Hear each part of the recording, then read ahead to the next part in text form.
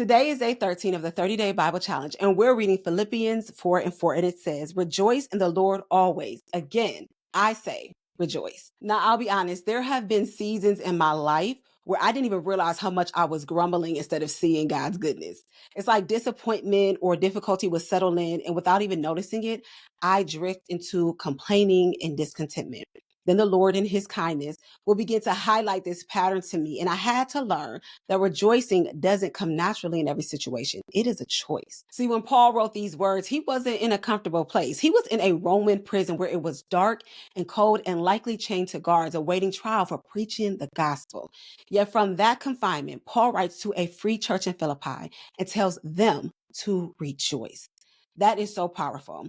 His joy wasn't coming from his circumstances, but his dependency, his relationship, and his commitment to Christ. It almost feels more fitting that someone whose life is like stable, comfortable, and seemingly together would talk about joy. However, sometimes the shortest scriptures have the deepest depth, and this is one of them. Both words, rejoice and always, carry the same idea: keep going. Rejoice means come back to joy again, and always means don't stop coming back. So together, Paul is basically saying, keep returning to joy over and over and over again.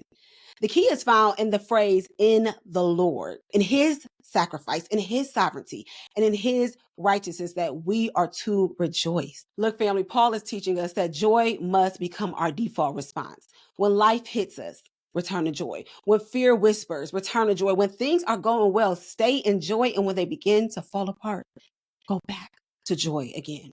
Every time we rejoice, we return to the joy that redeems our perspective. And when he says always, he reminds us that joy is not seasonal, it is spiritual. So as we continue our 30 days of celebrating the Bible, let's accept the continual invitation to rejoice always. Keep coming back to joy over and over and over again, because our joy is found in Christ and Christ alone.